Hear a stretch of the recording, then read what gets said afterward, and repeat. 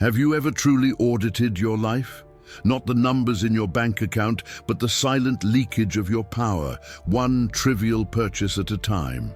You believe your enemy is debt, your struggle is for wealth. But what if the cage you resent is one you build yourself, decorated with small comforts that disguise its bars? What is the invisible price you pay for the illusion of choice? A price measured not in currency, but in the slow erosion of your will. There is an unseen war being fought on the terrain of your mind. It is not a battle for more, but a battle against the tyranny of want. Every advertisement, every notification, every fleeting desire is an enemy agent sent to breach the walls of your inner citadel. You have been trained to see spending as an act of freedom, but it has become the most sophisticated mechanism of your enslavement. You are not acquiring things. You are surrendering pieces of your sovereignty for trinkets. Beneath the noise of modern financial advice lies a law, a single, silent principle of the Stoics, so potent it was not meant for the masses. It is not a budget or a trick. It is a mental operating system that recalibrates the very nature of desire. This rule functions like a key, unlocking a door within your own mind that separates the man you are from the man you were born to command. To understand it is to gain access to a control panel you never knew existed. Today, we are not here to manage your money. We are here to dismantle the architecture of your weakness. We will reveal this hidden law, not as information, but as a weapon to be wielded in the quiet moments of decision, transforming every impulse from a moment of temptation into a moment of power. This is not about saving a few dollars. It is about reclaiming the totality of your mental energy for what truly matters. Prepare yourself. What you are about to learn cannot be unlearned. It will place a mirror before you, and you will be forced to see the master and the slave living within the same skin. The question is no longer what you can afford to buy, but what you can no longer afford to be. For those who seek true command over their lives, listening is not a choice, it is a duty. Let us begin. Here is the architecture of your prison. It begins with an impression, a fleeting image, a sudden feeling, a whisper that says, "I need this." This impression is not you. It is an external signal knocking at the gates of your mind. Your fundamental error, the mistake that costs you your freedom and your fortune, is that you open the gate without question. You mistake the knock for a command. You confuse the suggestion of a stranger with the voice of the king. The undisciplined mind has no space between the knock and the opening of the gate. The impression arrives and the action follows, as if connected by a single, unbreakable wire. This is the state of the automaton, the puppet who believes it is dancing when, in fact, its strings are being pulled by forces it does not comprehend. Impulse is not a personal failing. It is a symptom of an unguarded mind. The hidden rule, the law that severs these strings, is the creation of a gap, a deliberate, conscious pause between the impression and your response. It is not a rule of denial, but a rule of interrogation. It is the practice of stopping the world for a single sovereign moment. In this moment, you are no longer the subject of the impression, but its judge. This pause is your training ground. It is a silent battlefield, a space measured not in seconds, but in the quality of your attention. At first, it will feel like a vacuum, a terrifying silence where the impulse screams for release. But with practice, this silence becomes a sanctuary. It becomes the council chamber of your mind, where reason is enthroned. This law is not about waiting 30 days to make a purchase. That is a tactic, a shadow of the real work. This is about the space between one breath and the next. It is the power to look at a desire and ask, with the cold precision of a philosopher, what is your true nature? Are you a messenger from my higher self, or a traitor sent to drain my power? Most of your impulses will not survive this scrutiny. Held in the light of your focused attention, they wither and die like phantoms exposed to the sun.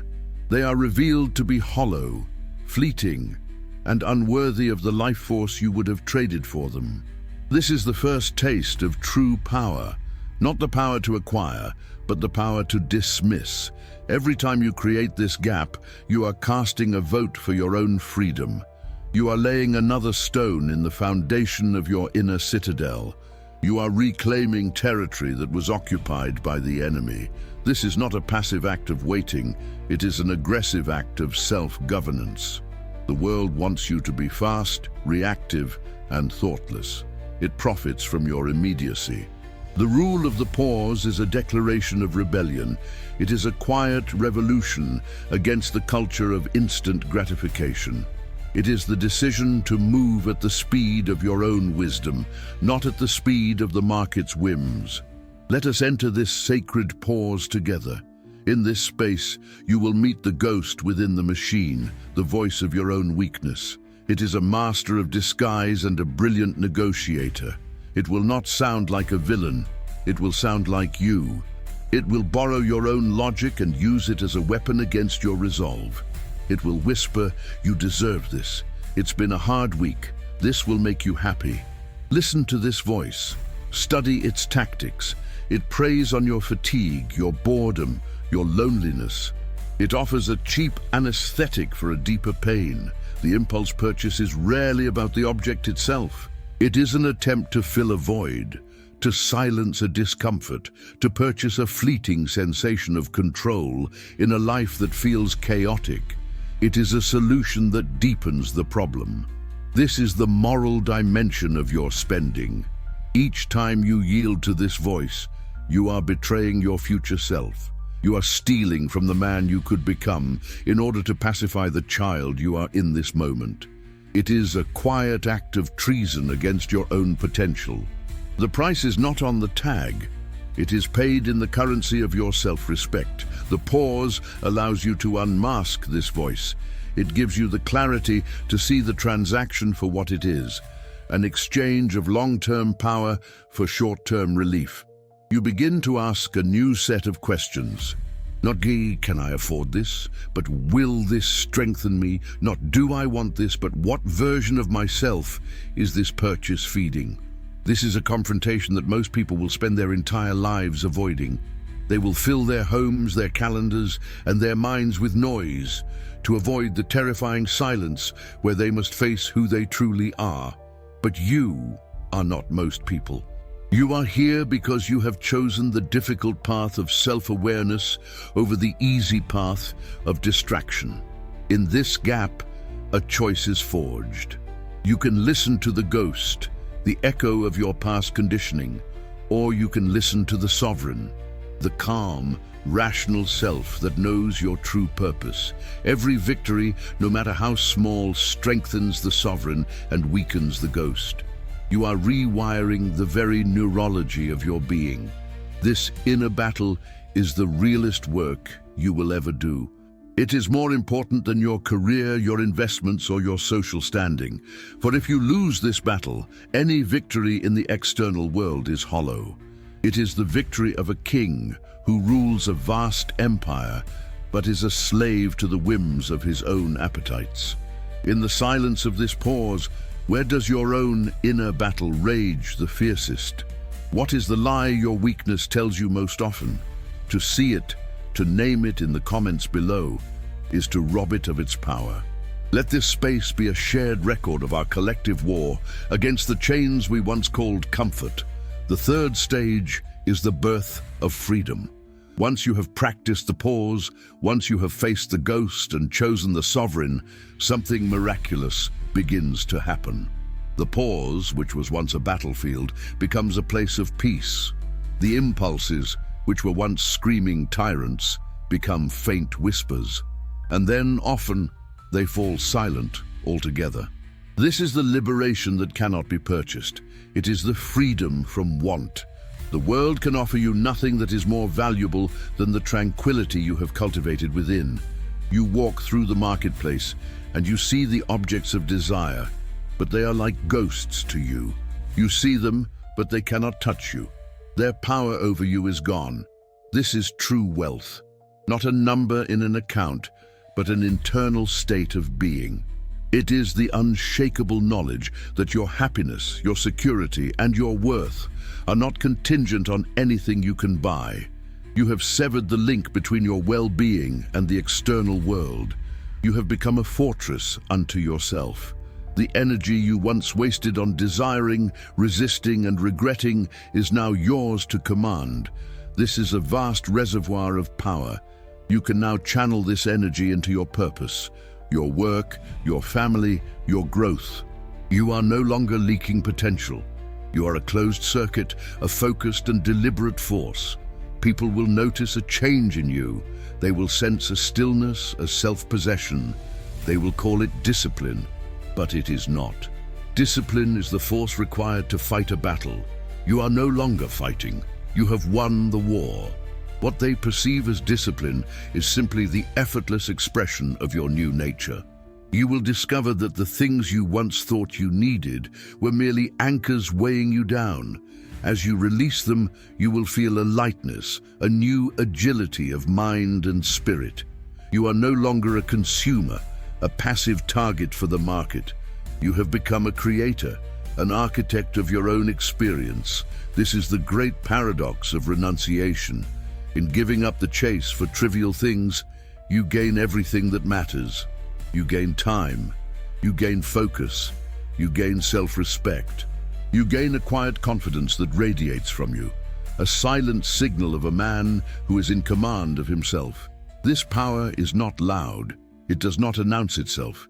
It is the silent, gravitational pull of a well-ordered mind.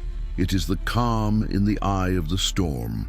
It is the quiet authority of one who does not need the approval or the possessions of the world, because he has found the source of all value within himself. Now, you must become the guardian of this newfound silence. Mastery is not a destination, it is a continuous practice. Your old habits are grooves carved deep into your mind. The world will constantly try to pull you back into them. Your task is to remain vigilant, to consciously and deliberately choose the new path day after day. This means curating your environment. Every input is either a poison or a nutrient to your mind. Unfollow the accounts that fuel desire. Mute the notifications that shatter your focus. Design your physical and digital spaces to be sanctuaries of peace and purpose, not marketplaces of temptation. You are the gatekeeper of your own perception. It also means understanding the root of your former impulses. Often, impulse spending is a form of self-medication for boredom, stress, or a lack of meaning. The long-term solution is not just to resist the impulse, but to build a life so compelling and meaningful that the impulse no longer has a reason to arise. Fill your life with purpose, and there will be no empty space for trivial desires to fill. What is the one project, the one skill, the one relationship that, if you gave it the energy you currently give to mindless consumption, would transform your life? This is not a rhetorical question, it is a strategic one. Your reclaimed focus is a weapon. You must aim it deliberately at a target worthy of its power. The silence you have cultivated is not empty, it is filled with potential. It is in this silence that you will hear the call of your deeper purpose. The noise of consumer culture is designed to drown out this call, to keep you distracted and docile. By embracing the silence, you are choosing to listen to the signal over the noise. This is the ultimate application of the rule. The pause is not just for preventing a purchase, it is for making any significant decision. Before you speak, pause. Before you react, pause. Before you commit your time, your most precious asset, pause. In that pause lies the difference between a life of reaction and a life of intention. You have been given the key. The door between stimulus and response is now visible to you. You can no longer claim ignorance. You can no longer pretend you are a victim of your own impulses. The choice in every moment is yours. You can step through that door into a life of freedom and self-command, or you can remain in the prison of reactivity. The path of the Stoic is not easy, but it is simple. It is a series of small, conscious choices made consistently over time. It is the daily practice of choosing the sovereign over the ghost. It is the quiet, relentless work of becoming the master of your own mind.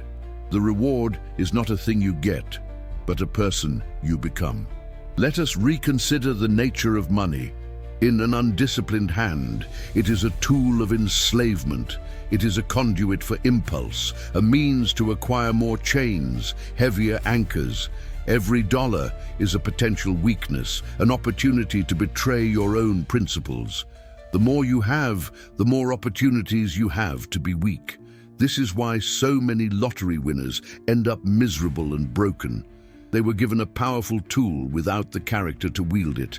But in a disciplined hand, money is transformed. It becomes a tool of liberation. Every dollar is a soldier in your army, to be deployed with strategy and purpose. It becomes a means to buy back your time, to secure your family, to fund your purpose, to build a world that reflects your values. It is no longer your master, it is your servant. This transformation does not happen in your bank account, it happens in your mind. It is the result of applying the rule of the pause, of interrogating your desires, of aligning your spending with your deepest philosophy.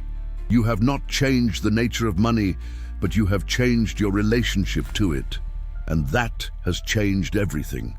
The world teaches you to chase financial freedom, but financial freedom is a shadow, not a substance. The real substance is philosophical freedom. It is the internal state of being that is independent of external conditions. The man who has achieved philosophical freedom can be happy with $10 or with 10 million. The man who has not will be a slave with 10 million and a beggar with $10. Do not seek to be a person who can buy anything. Seek to be a person who needs nothing. This is the ultimate position of power. From this position, you can engage with the world on your own terms. You are not driven by need or by fear. You are driven by purpose. Your actions are not transactions. They are expressions of your will. This is the wealth that cannot be taxed, that cannot be stolen, that cannot be lost in a market crash. It is the indestructible treasure of a well-ordered soul. It is the peace that comes from knowing that you have mastered the one thing you can truly control, yourself. This is the hidden rule, the Stoic secret. It is not about money. It was never about money. It was always about power. The quiet, unshakable power of a mind that has refused to be a slave to its own fleeting impressions. What has silence taught you more than words in your own journey of self-mastery? Share your insight. Your experience may be the very thing another needs to hear to strengthen their own resolve. Let us build a treasury of shared wisdom. The sixth principle is a shift from defense to offense. For a long time, the pause is a defensive maneuver, a shield to protect you from the arrows of impulse. But with mastery, the shield becomes a weapon. You no longer simply block desires, you begin to shape them. You use your reason not just to vet impulses, but to generate them. This is the practice of premeditated virtue. You begin your day not by asking, "What temptations will I resist today?" but by asking, "What good will I create today?" You proactively decide where your energy, your time, and your money will be directed. You are no longer the goalie, but the striker. You can, for instance, create a philosophy budget, a plan not just for your expenses, but for your expressions of character. How much of your resources will you allocate to learning? How much to building your health? How much to deepening your relationships? How much to serving your community? This is budgeting for the soul. This transforms your financial life from a game of restriction to a game of creation. You are not just avoiding vice, you are actively funding virtue. The joy of investing in your own growth or in the well-being of others is a satisfaction so deep and enduring that the shallow thrill of an impulse purchase becomes laughable in comparison. You have starved the beast of impulse. Now you must feed the angel of your higher nature. You must find pursuits that are so compelling, so aligned with your core values, that they naturally crowd out any room for trivial desires. A man who is obsessed with building his business, mastering a skill, or raising a strong family has no time for the cheap distractions of the marketplace. Purpose is the ultimate antidote to impulse. When your why is strong enough, the how takes care of itself. The rule of the pause gives you the space to find your why. The practice of premeditated virtue is the act of living it, day by day, dollar by dollar. This is the mark of the true Stoic practitioner. They are not defined by what they don't do. They don't get angry. They don't complain. They don't waste money. They are defined by what they actively do. They pursue wisdom. They practice justice. They build. They create. They serve. They are a positive force, a generative presence in the world. Let your bank statement become a testament to your philosophy. Let it be a record not of your appetites, but of your aspirations. Let it tell the story of a life lived with intention, with purpose, and with an unwavering commitment to becoming the best version of yourself. This is the art of living, expressed through the science of choice. The seventh law is the application of this power to time. You have come to understand that money is a resource, but time is the currency of life itself. Impulse spending is not just a financial crime. It is a temporal crime. The hours you work to pay for things you don't need are hours stolen from your one precious life. When you master the impulse to spend money, you begin to see the deeper, more subtle impulse to spend time. The endless scrolling, the binge-watching, the meaningless gossip. These are the temporal equivalents of impulse shopping. They are the purchase of cheap distraction at the cost of your life force. The same rule applies, the pause. Before you open that app, before you click on that video, before you engage in that conversation, pause. Ask, is this the highest and best use of a non-renewable portion of my life? This question is a sword. It will cut away the vast majority of the trivialities that consume your days. This is how you become truly rich. You become a millionaire of minutes. You create vast stretches of deep, focused, and meaningful time. Time to think, time to create, time to connect, time to be present. This is a luxury that no amount of money can buy if the mind is a slave to distraction. The world is designed to steal your time, just as it is designed to steal your money. It profits from your attention deficit. To reclaim your time is the ultimate act of rebellion. It is the declaration that your life is not a commodity to be bought and sold. It is a work of art to be crafted with intention and care. Your schedule, like your budget, should be a moral document. It should reflect your deepest values. If you value wisdom, where is the scheduled time for reading and reflection? If you value health, where is the scheduled time for exercise? If you value your relationships, where is the scheduled time for deep, undistracted connection? Often people say they don't have time. This is a lie. They have time. They simply give it away to lesser things. They allow their currency of life to be stolen by the pickpockets of distraction. To master your impulses is to fire these thieves and become the sole guardian of your own treasury of time. This is the final frontier of self-mastery. To be in complete command of your attention, to be able to direct it where you will, for as long as you will. The man who can do this can achieve anything he sets his mind to. He has mastered the fundamental particle of a productive and meaningful life. He has become the master of his own experience. The eighth and final law is the acceptance of imperfection. The path you have chosen is not a straight line, it is a spiral. You will revisit these lessons again and again, each time with a deeper understanding. There will be days when you fall back into old patterns. You will make an impulsive choice. You will waste time. You will forget the sovereign and listen to the ghost. This is not failure, it is training. The Stoic path is not about achieving a perfect, unbroken state of sagehood. It is about the relentless practice of returning to the path after you have strayed. It is about the grace with which you forgive yourself and the resolve with which you begin again. Your strength is not measured by your ability to never fall. It is measured by your ability to get up one more time than you have fallen. Each time you catch yourself, each time you reapply the pause, each time you choose the sovereign, you are strengthening the muscle of your will. The moments of struggle are your most valuable opportunities for growth. Do not seek a life without problems. Seek to be the person who is worthy of better problems. You have moved beyond the low-quality problem of impulse spending. Now you can face the high-quality problems of how to best use your resources, how to build a meaningful legacy, how to serve the world with your unique gifts. This journey does not end. There is no final victory after which you can rest. There is only the path. The joy is not in the destination, but in the walking. It is in the conscious, deliberate act of shaping yourself day by day into a work of art. So do not be discouraged by your own humanity. The philosopher Seneca was one of the richest men in Rome, and he struggled his entire life to live up to his own ideals. Your task is not to be a perfect sage overnight.